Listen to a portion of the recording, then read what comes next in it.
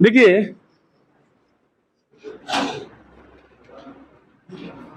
Theorem, ठीक ना। आज हम जो थ्योरम प्रूफ करने वाले हैं उसका नाम क्या आपको पता है कि थ्योरम किस तरह से लिखा जाता है? सबसे पहले हम लोग लिखते हैं साधारण प्रतिज्ञा लिखते हैं। साधारण प्रतिज्ञा मतलब सवाल ही होता है, जस्ट लाइक सवाल, ठीक ना। तो क्या है सवाल? हमें प्रूफ करके लाना है कि दो समरूप त्रिभुजों के क्षेत्रफलों का अनुपात उसके संगत भुजाओं के वर्गों के अनुपात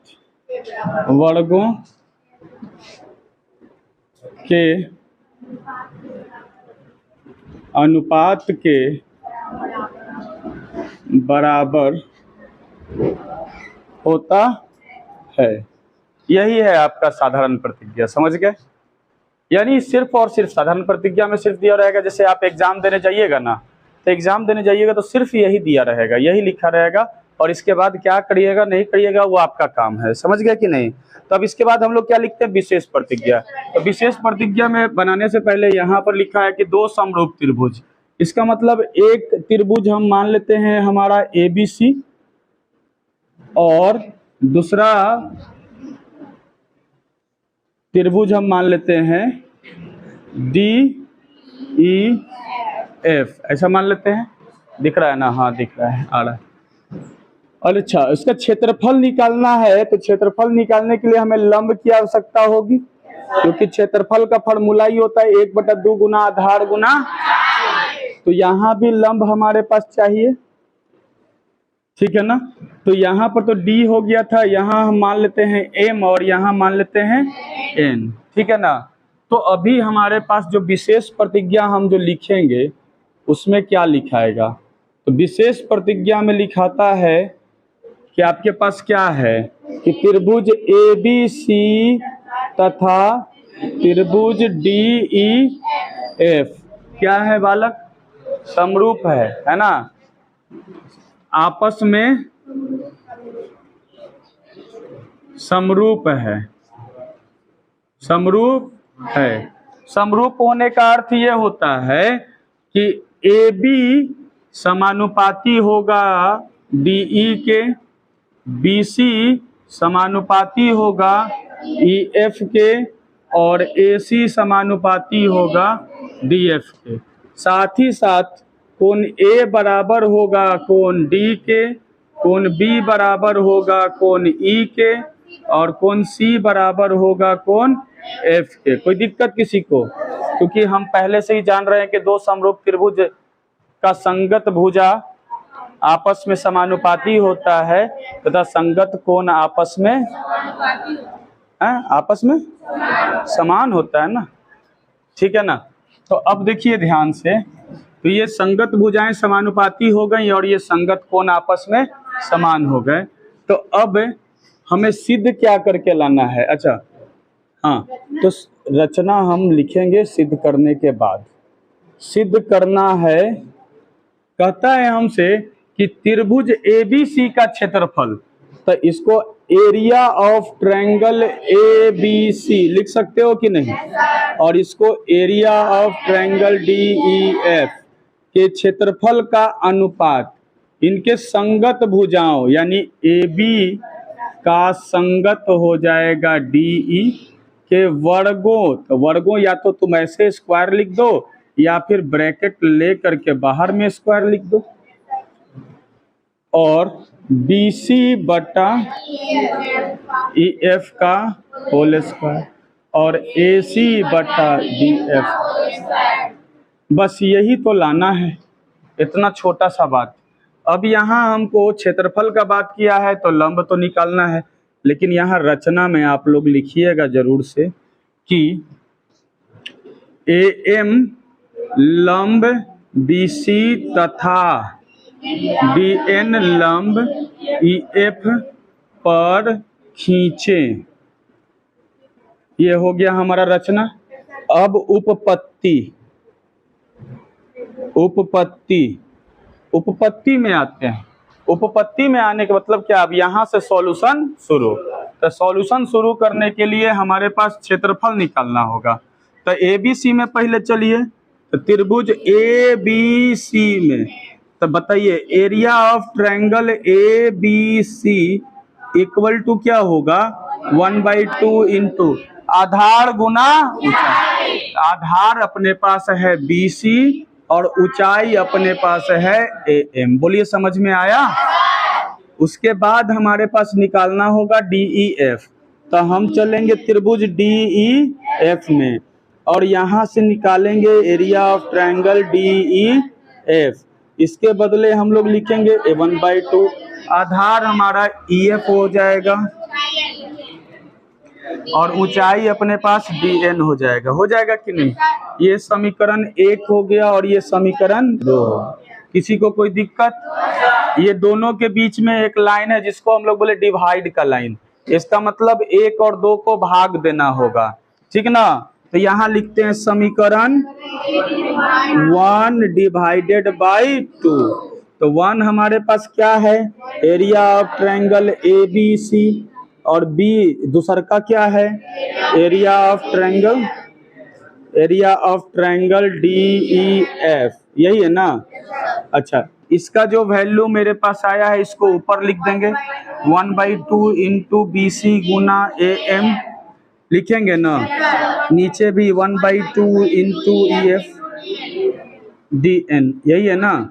1/2 से 1/2 अपना कट जाए तो क्या बचा, BC दिख रहा है नीचे, इतना नीचे नहीं आएगा, यहाँ लिख देते हैं। यहाँ क्या बचा, BC गुना AM और divide by EF Guna DN। यही बचा ना। अच्छा एक बात बताओ, हमको क्या लाना है, BC बटा EF का होल स्क्वायर। हम BC और EF तो ला दिए हैं। अगर ये AM और DN को भी अगर हम BC में बदल, AM को BC में बदल देते हैं और DN को EF में बदल देते हैं, तो BC को BC से गुना करेंगे तो BC का स्क्वायर हो जाएगा। EF को EF से गुना करेंगे तो EF का स्क्वायर हो जाएगा, यानी मेरा बन जाएगा, ठीक ना। लेकिन इसके लिए हमको थोड़ा सा कार्यक्रम बढ़ाना होगा। अब कार्यक्रम क्या बढ़ाना होगा समझिएगा ध्यान से। AM आपका कहाँ है, यहाँ है ना। DN कहाँ है, यहाँ है ना। तो आप इन दोनों त्रिभुज को कर दीजिए समरूप। समरूप करने के लिए आपको चाहिए 2 कोण भी बराबर रहेगा तो काम चल जाएगा। तो चलिए आप त्रिभुज किस में, AMB तथा त्रिभुज DNE में चलिए, ठीक है ना। आपको पता है एंगल B और एंगल E बराबर होगा। क्यों होगा, क्योंकि दोनों त्रिभुज हमारा बड़ा वाला समरूप था। तो एंगल B और एंगल E बराबर हो जाएगा कि नहीं। ये कहाँ से हुआ, तो दिया गया है। किसी को कोई समस्या, दिया गया है। उसके बाद ये देखिए परपेंडिकुलर गिरा रहे हैं ना आप, 90 डिग्री है। इसका मतलब AMB is equal to DNE बराबर में क्या हो जाएगा, तो 2 एंगल बराबर हो गया कि नहीं बच्चा लोग, सभी को समझ में आ रहा है, ठीक है ना। तो बताइए कि त्रिभुज AMB समरूप हो जाएगा कि नहीं DNE का, बाई एंगल से होगा कि नहीं होगा, कोई दिक्कत, समझ में आ गया।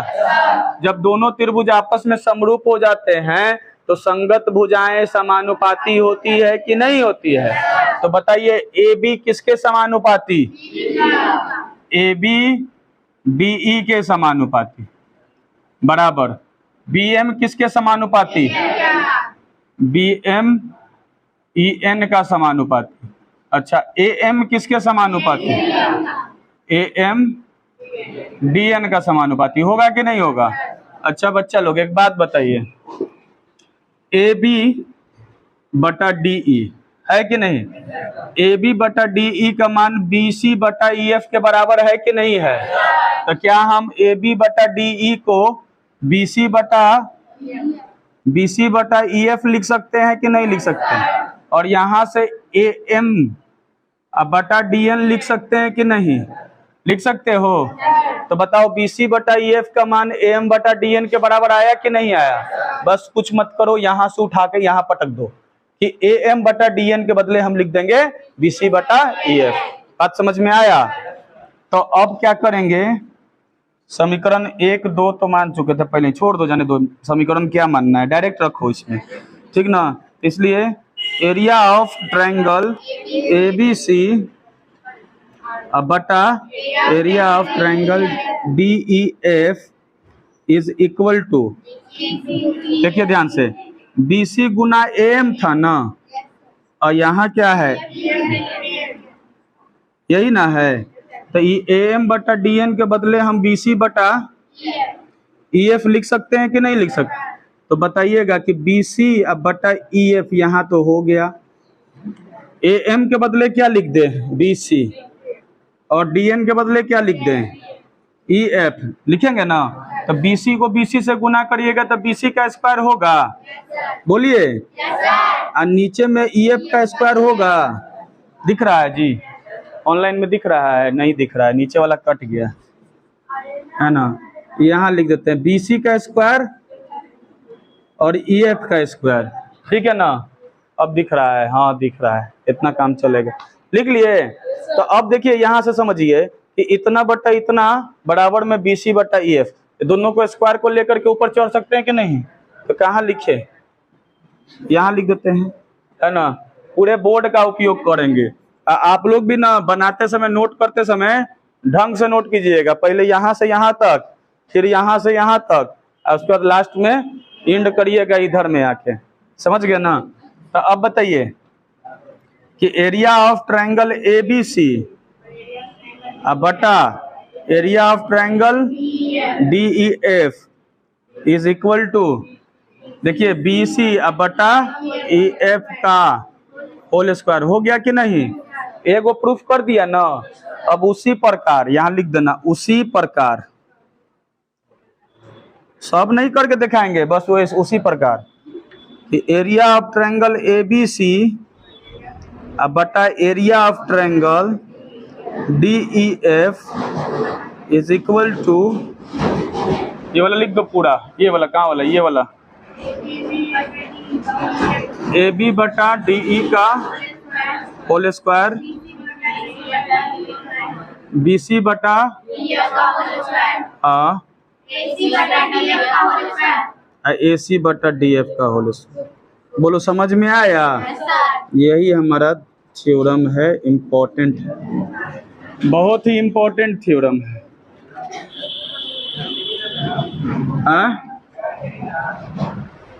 हाँ समझ में आ गया होगा सभी को।